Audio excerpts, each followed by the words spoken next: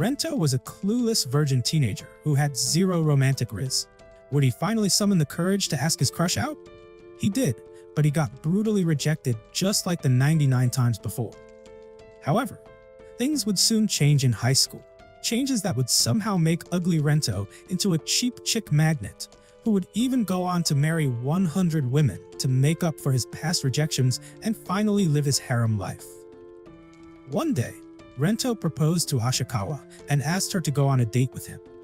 She admitted that she liked him too, but also confessed that the thought of going on a date with him made her feel nauseous, after which she ran away.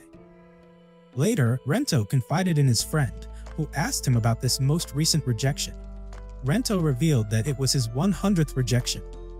His friend then asked when he had started proposing to people, to which Rentarō curiously replied that he had been proposing since he was only 8 months old. Shocked by this revelation, his friend exclaimed that Rentarō was not a hero but a monster.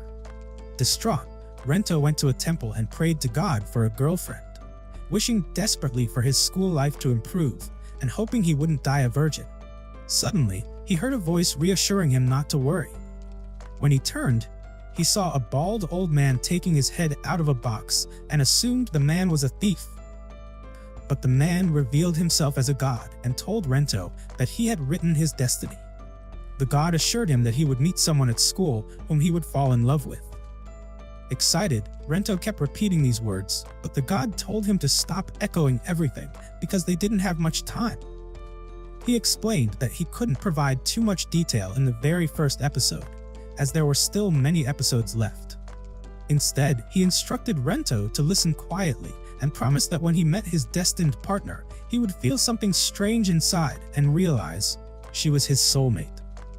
The god then revealed that there would actually be a total of 100 girlfriends waiting for him in his school, and all of them would become his girlfriends. Rentarō, shocked beyond belief, threatened that if the god was lying, he would burn him. He started gesturing wildly, expressing his doubts about ever being able to impress anyone. But the god explained that Rentarō's partners had been chosen for him since birth, and when the time came, he would recognize them immediately. The next day at school, Rentarō sat in class, but upon leaving, he collided with 2 hot girls who also felt the same strange sensation the god had described. Rentarō realized that Hakari was the one the god had told him about. He immediately tried to help her, lifting her up and asking if she was hurt. Her expression was intense, and Rentarō assumed she must be very attractive. Overwhelmed, he started crying, wondering aloud what kind of first meeting this was where he ended up hurting his soulmate. Hakari, touched, wondered why he was crying so much just from seeing her hurt. Rentarō offered his hand to help her, but then Karane mentioned that she too was hurt, which caused him to beat himself up for injuring not 1 but 2 of his soulmates. Both girls tried to reassure him, saying they were fine, but Rentarō grew confused as to why they had lied about being hurt in the first place. Then, he himself hurt his leg, and the 3 of them ended up walking together. Feeling like the luckiest man in the world, he hugged both girls, comparing the feeling to butterflies stuck to a telephone pole. When they arrived at class, Rentarō introduced himself, saying he was in class 4, and asked which class they were in. Hakari and Karane revealed they were in the same class.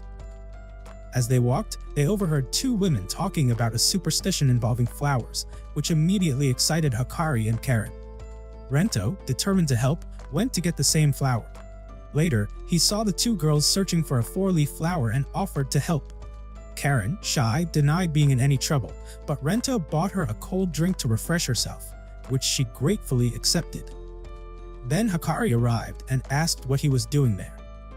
He explained that he had seen them searching for flowers and wanted to help before offering her a cold drink too. Hakari declined, asking him to open it and give her half since she couldn't drink too much.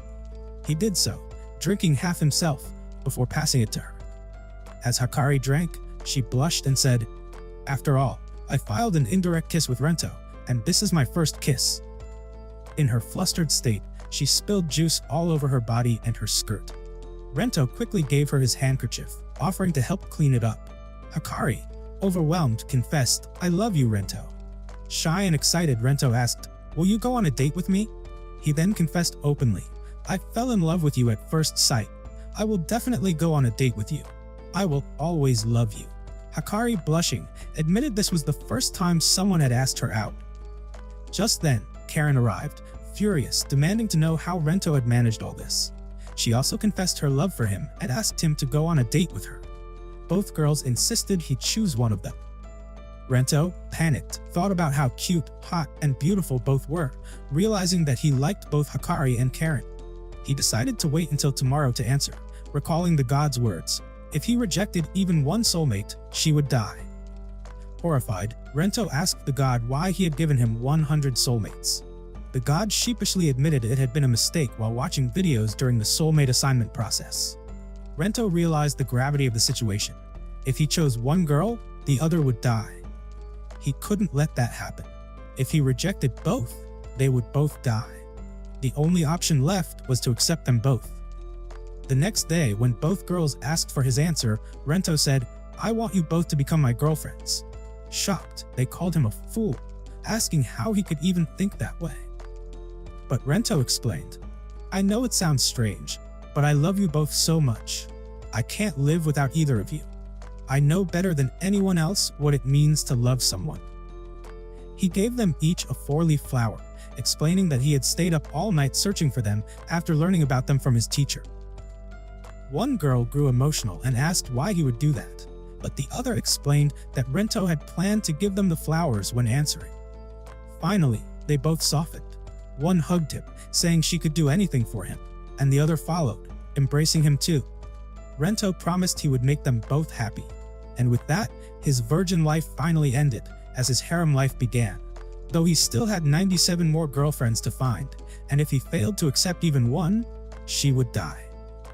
Overjoyed, Rentarō rushed to tell his best friend about his new 2 girlfriends. Soon after, Hakari and Karen noticed him acting strangely and asked why. He simply told them he was happy to have girlfriends like them. Karen, trying to reassure him, said he could always talk to her, though she struggled shyly to get the words out. Seeing this, Hakari boldly took his hand, a move she had read about in a book, thrilled it actually worked. Wanting to be fair, Rentarō held Karen's hand too, and the 3 of them basked in their shared affection as if floating on air. When they arrived at school, chaos awaited. The infamous vice principal, a strict old hag, was chasing down a poor student. She had the bizarre habit of punishing any boy caught running in the hallways by kissing them with her ridiculously long, unsettling lips. She resembled the spider zombie from Resident Evil, and anyone unfortunate enough to receive her kiss was as good as doomed. Watching this reminded Hakari of something important, and she asked Rentarō about his first kiss. Rentarō honestly admitted he was inexperienced. Immediately, both girls began competing to steal his first kiss. During lunch, the 3 gathered on the rooftop. Karane became distracted by her favorite stray cat, giving Hakari the perfect opportunity to feed Rentarō from her bento. Rentarō praised her cooking, prompting Karen to nervously offer him a cookie she had baked. However, her shyness made her clumsy, and the cookie ended up hitting him in the eye.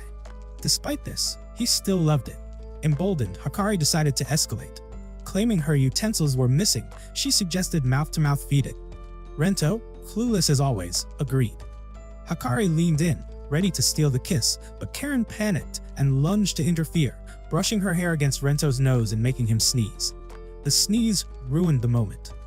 Karen, misinterpreted, thought he had caught a cold and demanded he kiss her to transfer the illness. Hakari blocked her with her assets, preventing the attempt. Finally, Rentarō realized the truth. They were fighting to steal his first kiss. To be fair, he proposed a game. Using a music player, 2 dice, and a blindfold, they would roll dice to decide positions, and Rentarō would roll to determine direction. Odd numbers meant right, even meant left. The result would determine who got the kiss. But blindfolded, Rentarō struggled, reaching out with his hands, only to accidentally grab Hakari's impressive chest. Embarrassed, he stopped immediately. Before they could continue, the stray cat saw Karen's ribbon dangling and pawed at it, accidentally touching a sensitive spot. Thinking Rentarō had made a move, Karen panicked and struck him, sending him flying. She realized too late it was a misunderstanding. After several failed attempts, the girls grew frustrated and blamed each other. Overwhelmed, Rentarō ran down the hall, calling out to the vice principal, offering himself as sacrifice.